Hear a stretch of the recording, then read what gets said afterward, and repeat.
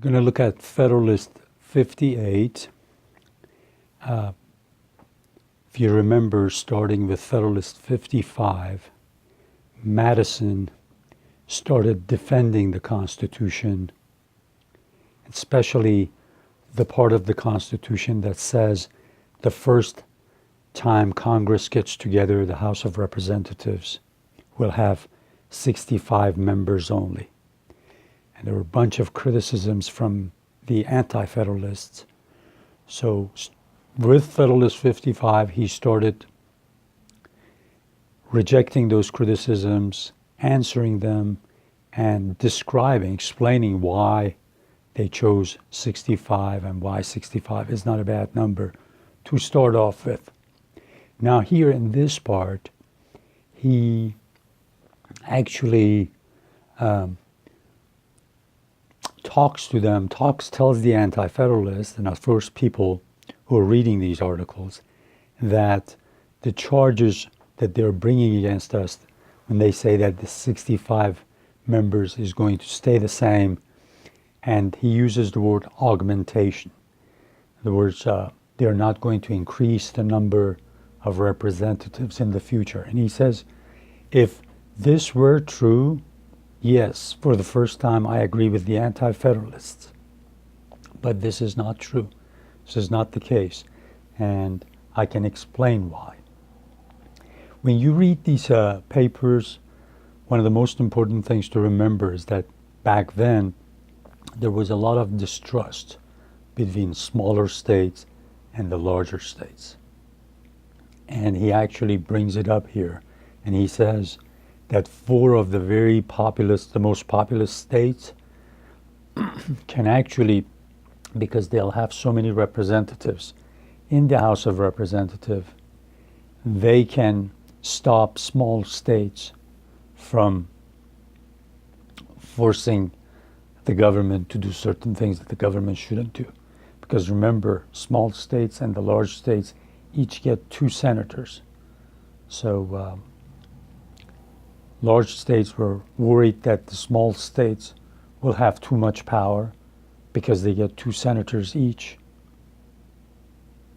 And small states were afraid that the larger states would be too powerful, especially in the House, and they would do whatever they want to. So not only there was a lot of distrust between the large and small states, but also there was a lot of distrust between the northern and southern states because of the issue of slavery. I told one of my friends that I sit in front of the camera, not because I have a great studio, but mostly because I want to encourage you to read these articles, these papers with me. Because if you listen to them, as this project is supposed to be an audio reading of the Federalists, but I'm putting it on video because it's easier to manage it on YouTube. You can go to a exact part, exact number, and watch it. But every once in a while, I sit in front of you to encourage you to read along with me, because, of course, this is done for immigrants to the U.S. and anybody who's learning the English language and is interested in this subject matter. And these immigrants would be high school students here, older people, just anybody. So I want to encourage you to get a copy of the book or look at them online. It's available online for free. So let me start reading this. There's another part, very important part. Towards the end of this paper, he says that, yes, we are going to increase the number of the members of the House of Representatives, but you have to remember that somewhere along the line, we're going to max out. After a certain number, if you have the House, if you have an assembly where there's too many people, 2 things will happen, as experience has taught us, he says. He says, number 1, you're going to have a lot of incompetent people get in.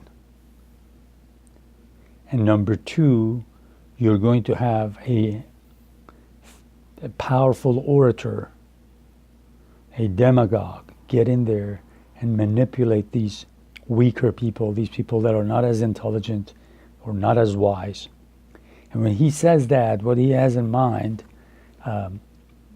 as you read a little bit more about the founding of this United States, he has in mind somebody like Patrick Henry from state of Virginia, who was a very powerful orator, and people like Madison and Jefferson, who were very wise, who had sharp minds, very knowledgeable, but were not good orators, were intimidated by him.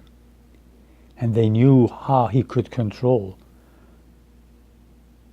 and move the Virginia Assembly in one direction or another. So he doesn't mention him by name.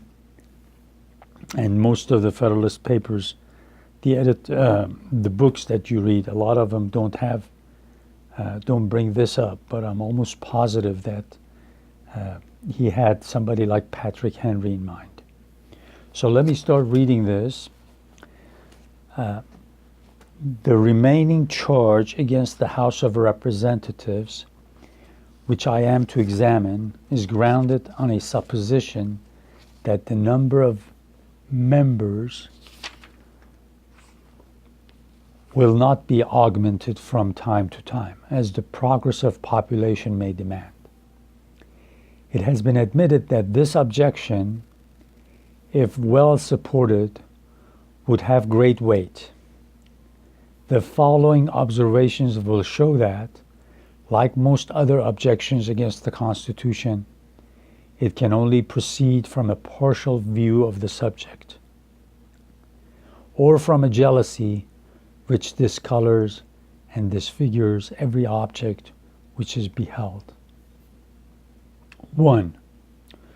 Those who urge the objection seem not to have recollected that the federal Constitution will not suffer by comparison with the state constitutions in the security provided for gradual augmentation of the number of representatives.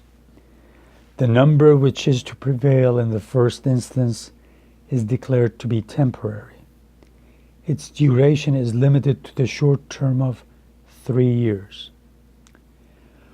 Within every successive term of 10 years, a census of inhabitants is to be repeated. Remember,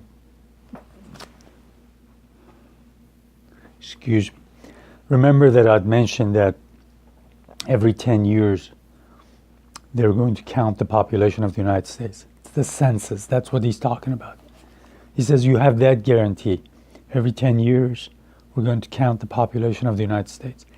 The unequivocal objects of these regulations are, first, to readjust from time to time the apportionment of representatives to the number of inhabitants, under the single exception that each state shall have one representative at least. Regardless of how small a state is, that state is going to get one member to the House of Representatives. Like right now, the least populous state in the United States is Wyoming, and they have something like almost 600,000 people, 587,000, and they send one member to the House and 2 senators. The 2 senators are guaranteed. That's why at the beginning of this talk I said that's one big advantage that the small states get. Secondly, to augment the number of representatives at the same periods under the sole limitations that the whole number shall not exceed 1 for every 30,000 inhabitants. If we review the constitutions of several states, we shall find that some of them contain no determinate regulations on this subject, that others correspond pretty much on this point with the federal Constitution, and that the most effectual security in any of them is resolvable into a mere directory provision. Now, this 30,000 number that he mentions, it's interesting because they say when the Philadelphia Convention met, they elected George Washington as the presiding officer of the convention. And it's recorded that he mentioned very few words. He stayed very quiet. One of the very few times that he actually gave his opinion was towards the last part of the convention, where they were saying we got to make sure that we have only one member for every 40,000 people.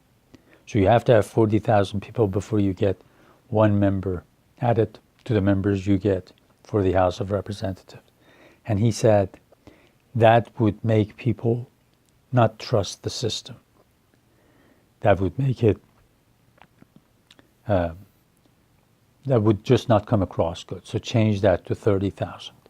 And that's why we got 30,000 here. I think I'll continue in the next video, and we'll just read along.